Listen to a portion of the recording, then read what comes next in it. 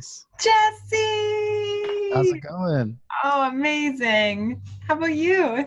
I'm doing good. So excited for you to be on here with me today. Dude, yes, actually. I just have this still. Ever since you and Becky gave this to me, this is all I drink out of. That's good. Yeah. What's in there? Nothing currently. This is very sad. I think there's beer in the fridge though. Should I go get one of these? I don't judge. As I have, it's 2:00. It's not bad. It's afternoon. Okay. I'll be right back. Okay. Okay, so this is what I have. Ooh. Oh, so Whistler Brewing Mountain Lager. You gotta go BC craft. Okay, you gotta hear it though. Ready? Ooh, it sounds so crisp. Cheers. That's the sound of Stacey's nerves going bye-bye. That's way more. Oh, that's good. I haven't had that one. That's way more fun. I'm going to let you guys know that I've worked with Jesse for a number of years. Jesse and Becky, they're part of Idealust, business coaches for creative entrepreneurs, and they're freaking awesome. And you guys, you have to listen to the rest of this video because there's going to be a ton of really good information, and I'm going to put Jesse on the spot. So you're going to want to pay attention to that. Setting the bar pretty high there. So just give us a quick little rundown of how you got started doing what you're doing now. Yeah. So I was actually a pre-med major. I did a handful of years pre-med and decided, I don't know if this is for me. And then I moved to South Africa. I got a job out there working with a nonprofit. And Becky just so happened to be working for the same nonprofit. And after kind of working in South Africa for a year, we decided to move home, and we started dating and, getting all flirty. And who made the first move? That's a tough one. Oh, Jess, I don't know. It's a tough one. I think that I had to I think there was mutual attraction there, at some point for sure.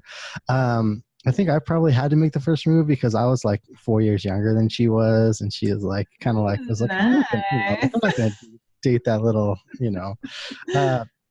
So anyways, we moved back, and we had, kind of decided at that point that, hey, this is something that we want to do for the rest of our lives. I think we really like each other. And so when we moved back, we didn't have jobs. So we're hey, let's start a business. And so we started a photography business. That was back in, I want to say 2009-ish. Middle of 2009 maybe. So we started our photography business, and Becky pretty much went into that, pretty much full-time right out of the gate. She picked up a couple different side jobs here and there. And then I was working at a hospital as an ER and trauma tech for a little while we were building our photography business. And then that's so cool. So it's the pressures of working in that department in a hospital. You just got to been ready for anything during a wedding. It's actually funny, at the point where I realized hey, something needed to change was in a 12-hour period. I was this is probably a little graphic, but covered let's hear it. And blood and all other kinds of bodily fluids. And 12 hours later, I was shooting a bride walking on the aisle, and I was okay, something's got to change here. This is getting crazy. And so then in 2011, 2012 was when we both went full-time into our photography business. We did that for a handful of years. We loved that. We loved being able to travel for our clients. We got to shoot weddings all over the United States and Mexico. And we just had a ton of fun doing it. We loved being able to work together and kind of just do our entire lives together, which was a huge reason why we continue to pursue it. And then hold on, when you said do our entire lives together, that's a big commitment. Yeah, it is. And as business coaches, we have worked with a handful of husband-wife teams, and we talk to a lot of people, and the first thing is always, man, I can't believe you work with your spouse. And I'll admit, it's not easy.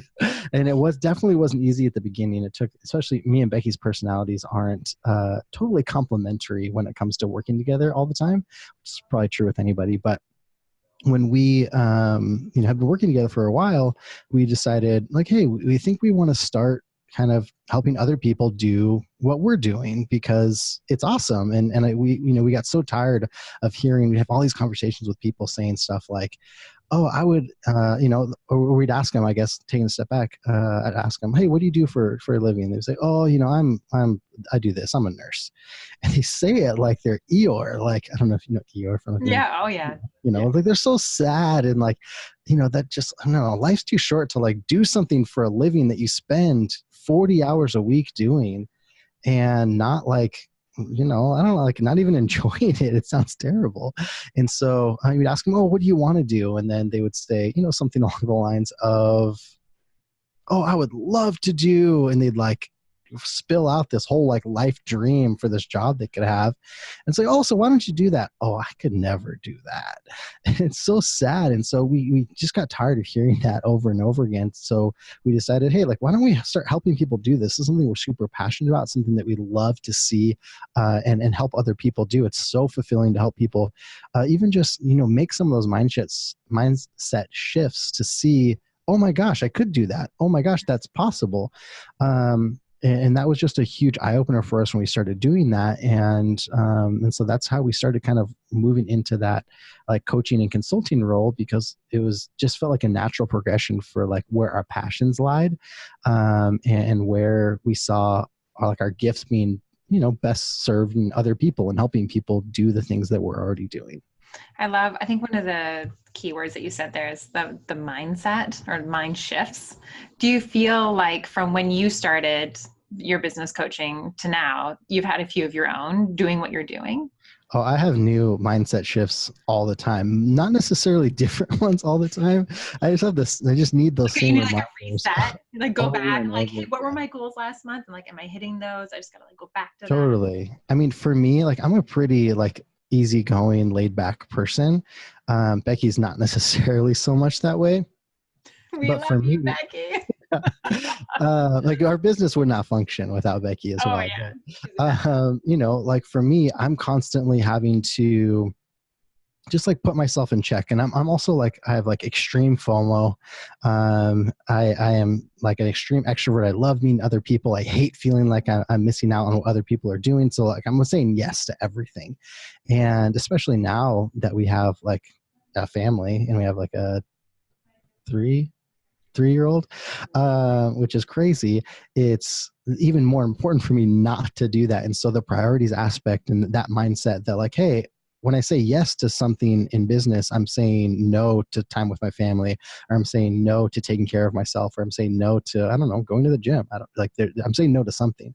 And so even that just simple reminder is something that I'm constantly having to be aware of. And so, but to answer your question, like, yes, I see stuff that I have to do all the time, whether it's like I'm talking to a client and then, some of her clients, Stacey, you've probably called me out on a couple things. They're like, hey, like, you mean like what you're doing? I'm like, well, yeah, this is probably something I should be doing a little bit better.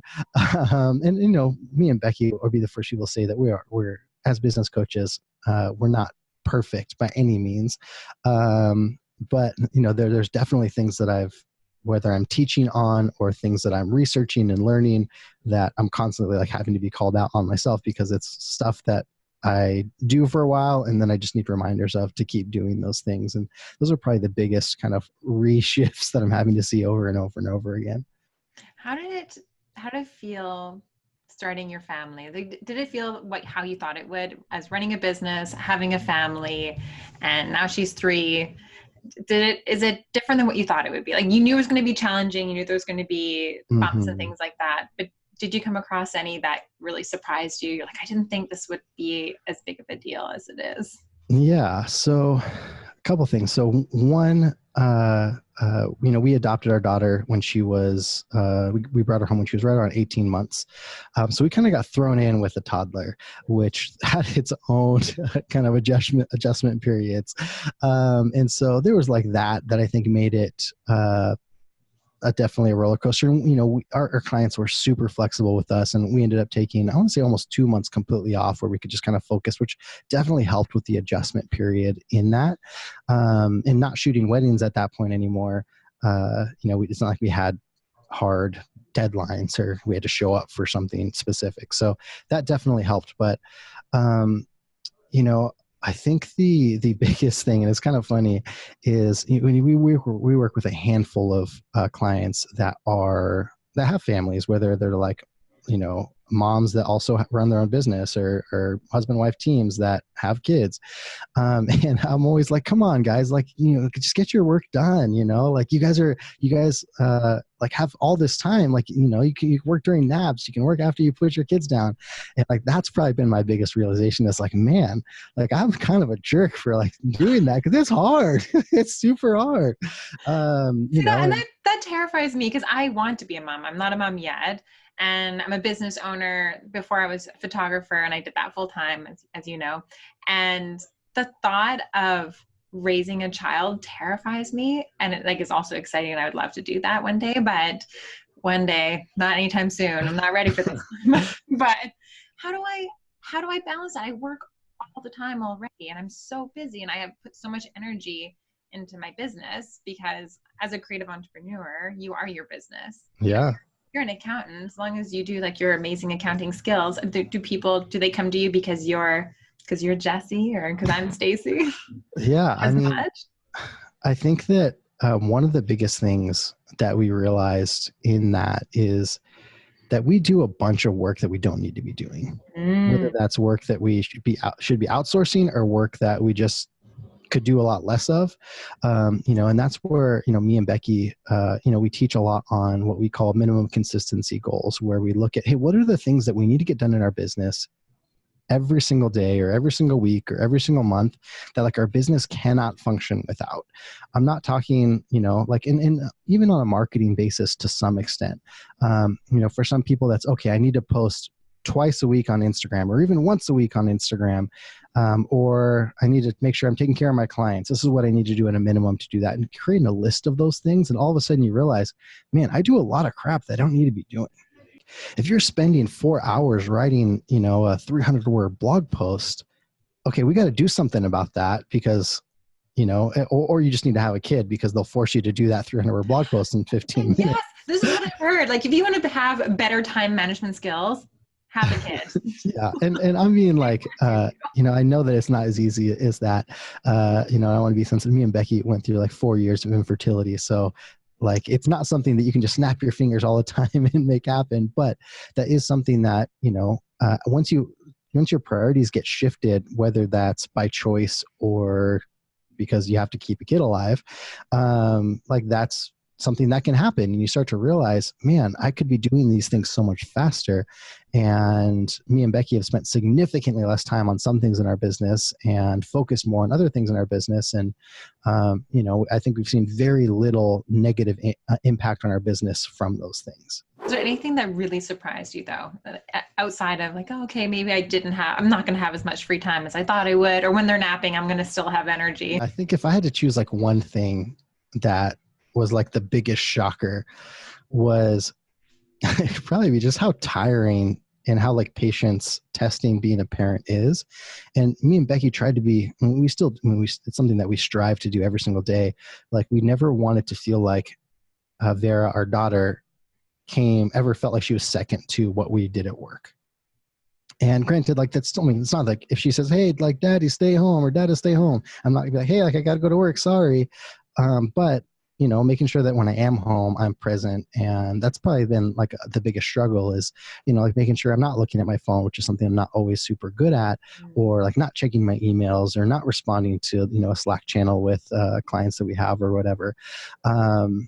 And so that's probably been like the biggest shock is like how hard that has been to make sure that like we keep those boundaries in line.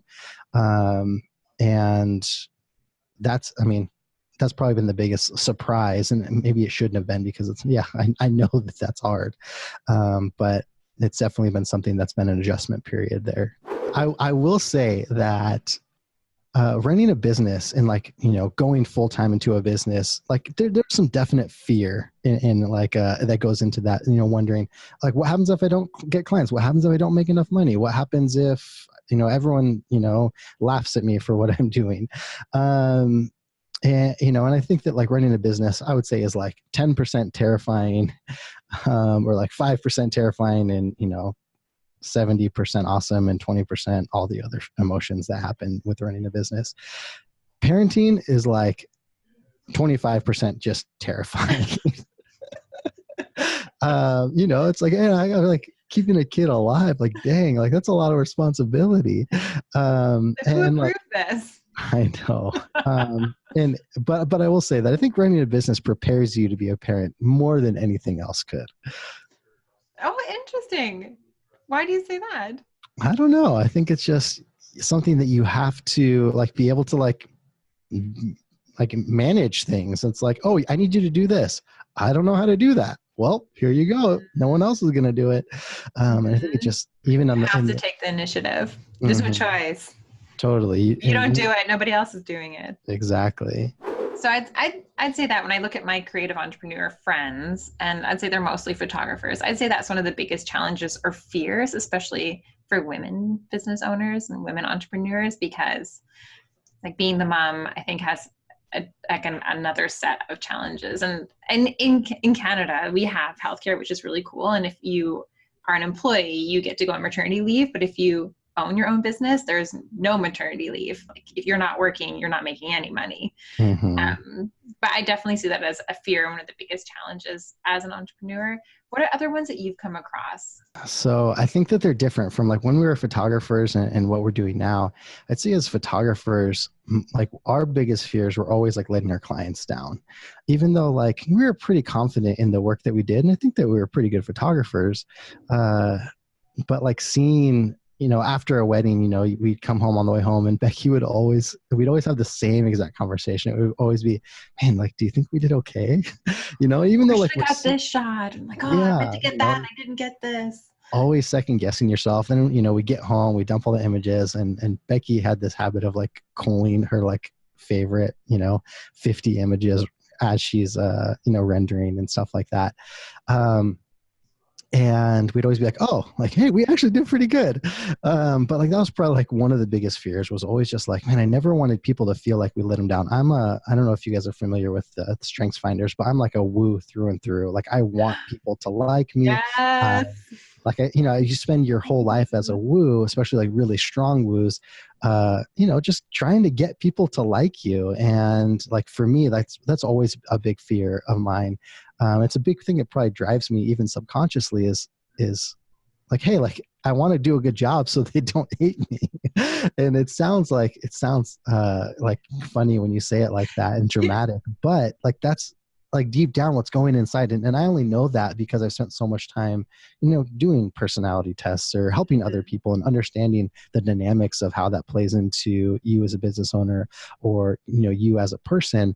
And, being able to then apply that to me and realizing, man, why do I feel this way? And it's like, oh, it's because like that's such a huge value of mine. And so that was probably one of the biggest fears in photography. It's just like feeling like I didn't want to let people down. I love that about you. But so that's funny that like you're partly driven by people liking you, but also your no bullshit meter is quite high. Yeah, that is true. And that's something that I had to develop.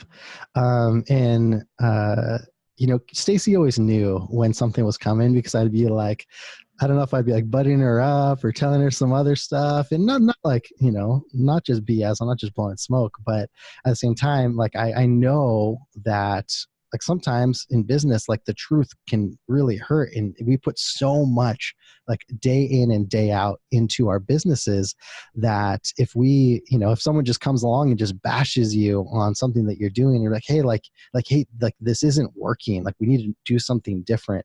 Like it can be devastating. And so that's something as a business coach, it's my job to tell people the truth and tell people what I believe and tell people what I think is really going to help them. But at the same time, it's my job to make sure that it doesn't break them. So then you have these creatives then coming to you with their fears and like things you see common, like these issues that they're having. And then, like probably in one conversation, you can tell them things right away that how they're doing things, 100% doing, or the excuses they give you about why they don't do something. Ooh, that's got to be like a murky conversation for sure. I mean, you think it would be murky, but like that's part of, why we're good at what we do is because, like we're not scared like to err on the side of just saying it like it is. And because I think because I am a woo, because I, like I care what people think, I want to make sure that we like help them transition through hearing that. But a lot of times, people know. If I said to you, Stace, like, hey, like, I don't know what's going on, but like, you got to get your ducks in a row because of these three things, you'd be like, I know, So, 90% of the time, like, we know, we just sometimes need that little bit of push just to like, I know, okay, what do I do about it? Because we don't take action on some of those things sometimes because we just aren't sure what the best course of action is. We're not sure if, hey, if I make changes, is it actually going to help or is it going to make things worse?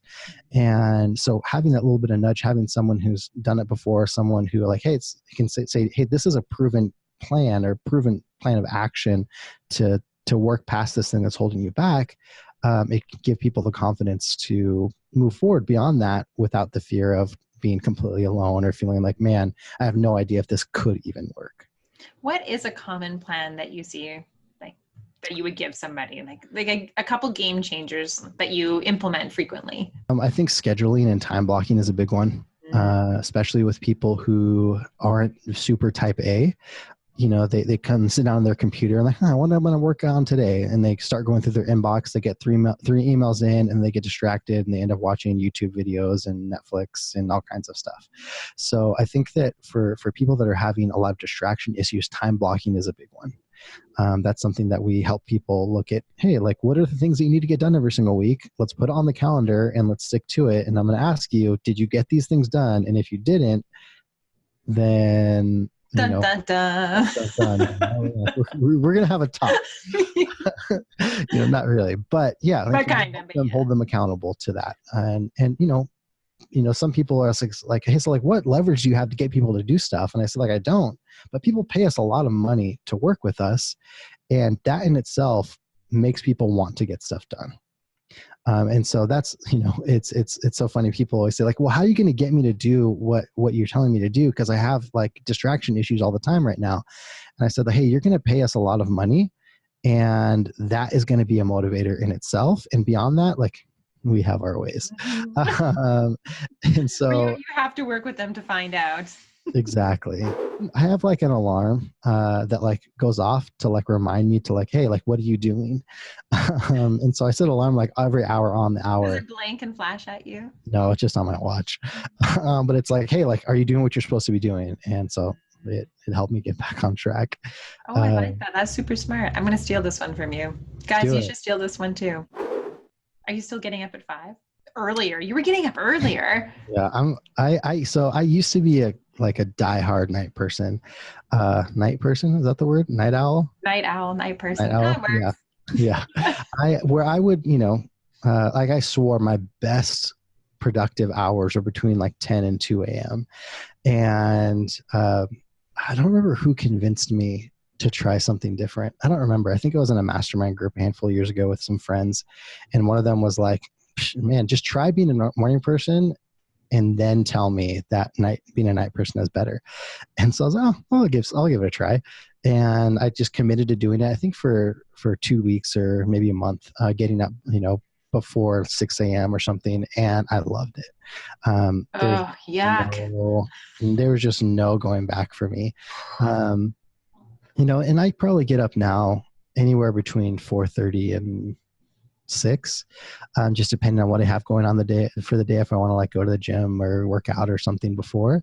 And it just like and that just works for us. I don't think that there's any magic answer that's like, oh no, it's proven that you're more productive if you get up earlier or whatever.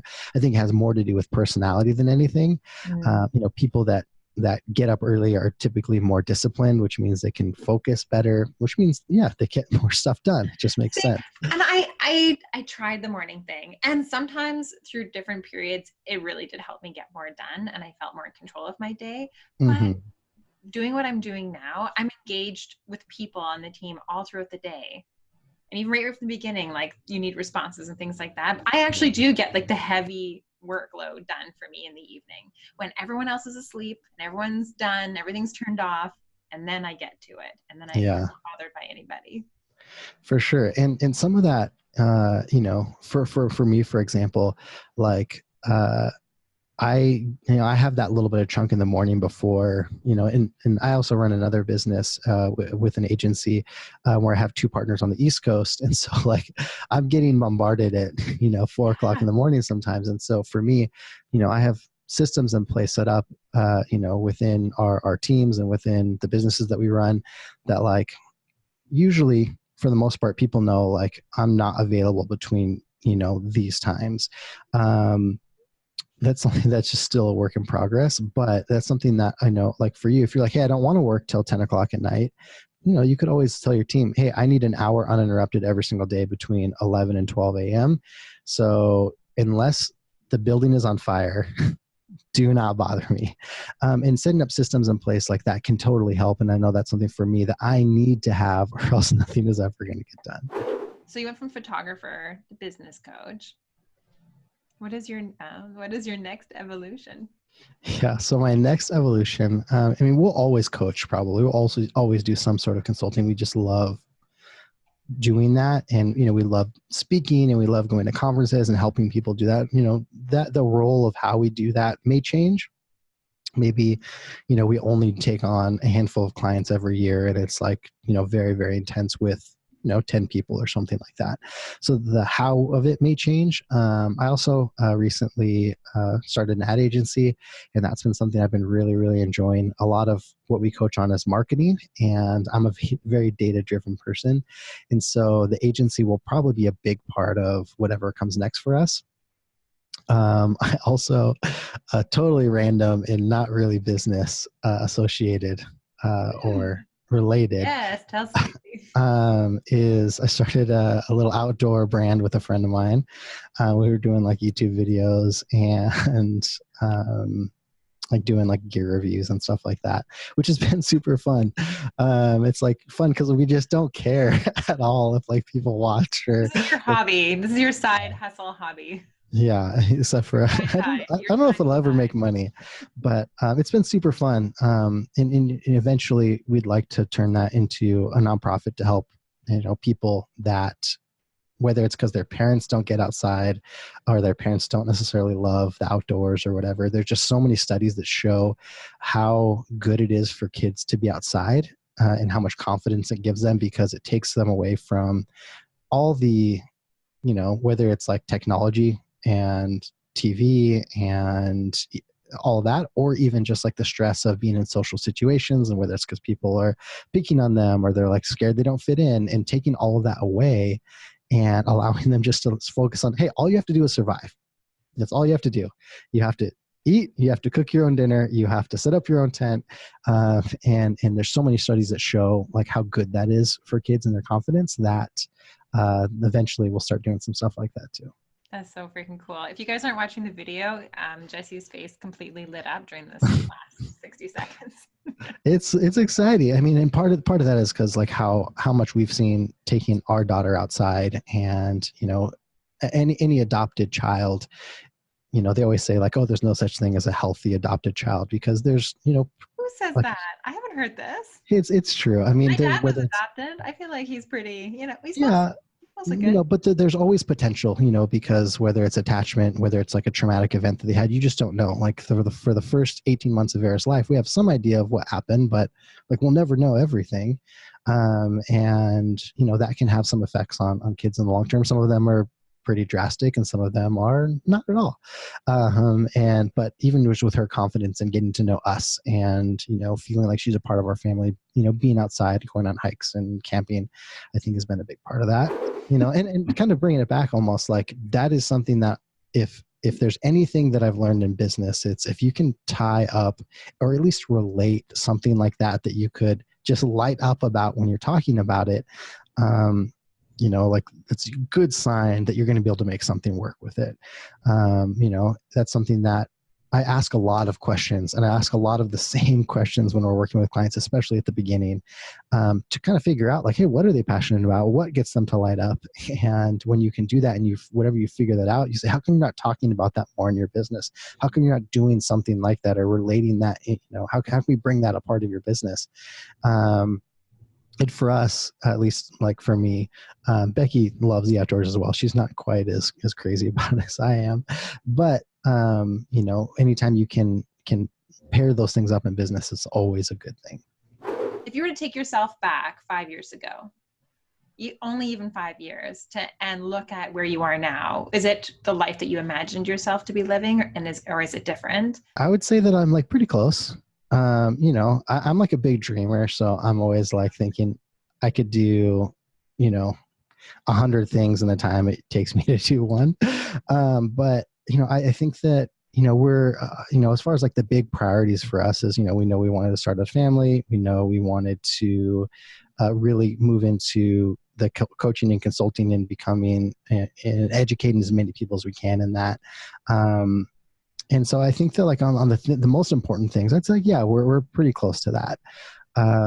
Not saying that, it was a perfect ascent to wherever it is now. There's definitely some road speed bumps along the way, but looking at it from now, I'd say like, am I living my, what do you say, dream life? Fulfilling life. Most fulfilling life. Yes, where you wake up and your heart is full, and you wake up and you're excited, and you feel full of purpose and joy. Like, I am living my life how I want to be living it. I'm living it on my own terms. Yeah, I would say some days 100%.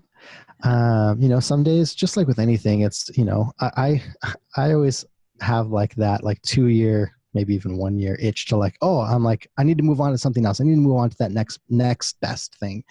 And that's something that I constantly have to keep myself in check in to be like, hey, do we really need that? Or like, is there something else going on that you need to figure out? And I'd say like, living right now, again, coming back to the most important things, like, hey, am I being a good dad? Am I being a good husband? Am I taking care of our clients as best as I can?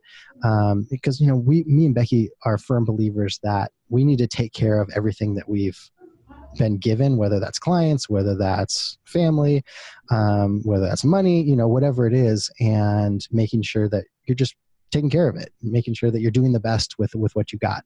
And that, I think that we do, I'm definitely not a perfect husband. I'm definitely not a perfect dad, but I think that, every day I get a little bit better. Every day I try, to be more patient, or, whatever it is. And part of that is, making sure that, like Becky or like Stacey mentioned with the Miracle Morning, and setting those intentions every day is, hey, I want to be a little bit more patient today than I was yesterday, or I want to be, it sounds so bad, but like, just like, hey, am I being like a kind husband?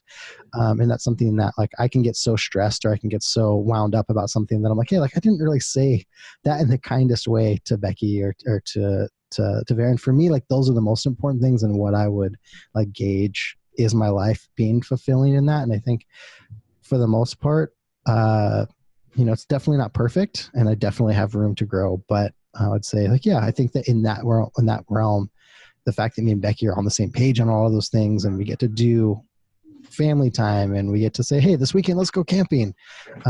For me, like those are the most important things. And, I think that with Becky, especially as she, starting her podcast, and she's starting like to really pursue the book that she's been writing and getting published and stuff like that. I think that recently we've been really moving towards and really making sure to answer coming back to your question, really make sure that we are doing our best to live that fulfilling life that we really want. Because it's not just business, and it's personal as well. That's the thing I think with a lot of entrepreneurs, that our life is our business. And I said it before, it's not even work-life balance, it's life balance, because your work a lot of times is your life at certain stages. But then, okay, well, what's fulfilling overall? What's totally what does Jesse need, right? To be happy. What does Jesse need? Not just business Jesse, but Jesse, outdoors Jesse, yeah. Jesse, husband Jesse. Yeah, if I'm getting outside, a couple times a month, spending the night out in the wilderness, I'm a happy camper. That drives me a lot. And I want it for the creators that we work with too, is that they're feeling like their life is fulfilling, because you can be making however many dollars a year, and that can be successful, and you're booking all these shoots, and you're successful in your business, but you're a miserable human being because you never see your friends and family. It's true. Yeah. It's so true. And it's so funny how so many people come to us being like, hey, like I'm at my last straw. I either need to make some changes or I'm going to quit. And it's so funny how making just small changes to be like, hey, they can be doing the exact same stuff that they're doing by just taking out a couple things or by managing things a little bit better. All of a sudden they're like, man, I love what I do for work. Yes. Yeah. And we'd be like, hey, like, remember where you were 6 months ago or 2 months ago?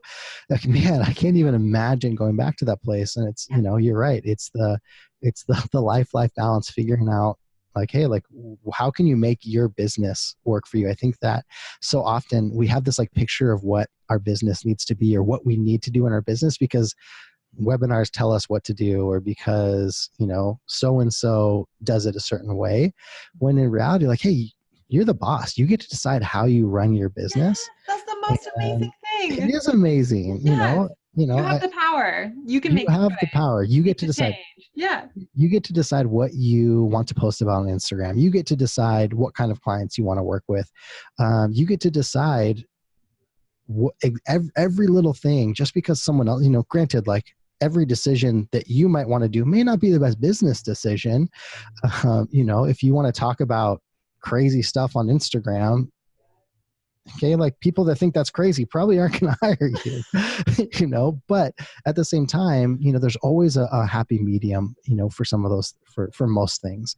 And I think that that's something that so many people forget, is that you're the boss.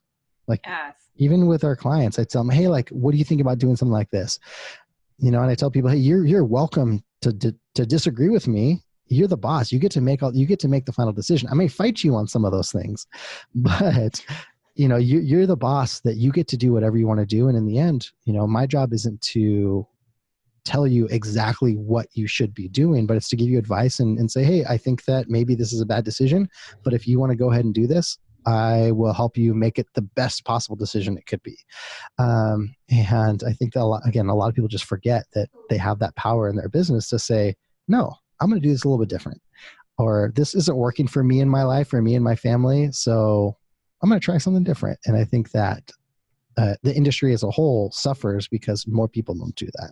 Another thing in the industry that could be changed, maybe, or that, is maybe not in the industry as a whole, but I think a lot of people could benefit from, is like, stop learning and start doing. Oh my, that's the one. Just because people that wish and people that hope and people that plan, the only way to get something done or to make it happen is to actually do it. I mean, I can't tell you how many people that I've had inquire with us to work with us, over the years. I've probably, there's some people that I've talked to probably 5 or 6 times, because, oh, now I'm ready. Oh, now I'm ready. And, every single time we talk on the conversation, hop on the phone, I'm like, hey, tell me what's different. And they're like, oh, well, nothing's changed yet. And I was like, well, what have you been doing? No, I've been just doing the same thing. And, it makes me so sad and like angry at the same time, because like, hey, you need change. That's why you're on this phone call. You don't need me necessarily to help you. I can help you make those changes, but like, if you aren't able to make even some of these changes on your own, like, just like, stop being a webinar junkie. Stop doing, and I say that, like, we run a lot of webinars, but that's something that, like, hey, like, if you need to stop learning and just like take some time to implement some of the things that you've been learning, or take action on some of the ideas that you've had, like, that's going to do so much more for your business than going and buying a million more courses. And then you see yourself doing it and you see yourself succeeding. You're like, hey, like, I did this thing. Now I see myself winning at this. Totally. And then it just gives you the motivation and confidence that you can keep going. Yeah. And even if you start doing stuff and you feel like you're failing, and you look back to where you were when you started doing stuff, it's still going to be miles ahead of where you could have been if you did nothing. Okay, give me the lowdown on Becky. I don't know. You kind of like sprinkled it in there a little bit, but just tell me the goods. I can't. I gotta let her, open that can of worms. Oh, interesting. Yeah. You're not even like a little sneak peek. Becky has a huge passion for helping other women, specifically, who feel like they don't have control, or feel like they are just like being beat down by life sometimes. And I think that has a huge, came from, years of infertility, and feeling like, it's her fault that we can't have a family, which it totally, is not. And feeling like, a failure because, for any, and this is true with anybody who's like tried to do something in life and it just like doesn't happen as, the way that you wanted it to, at least. And kind of like surrendering some of that and figuring out how you can, I don't say move on or be like set free from those things. Well, Jess, thanks so much for being on the PepperCast and sharing all that you have. And I know you've imparted lots of great wisdom out there. So well, no, super excited to be here. Thanks for having me.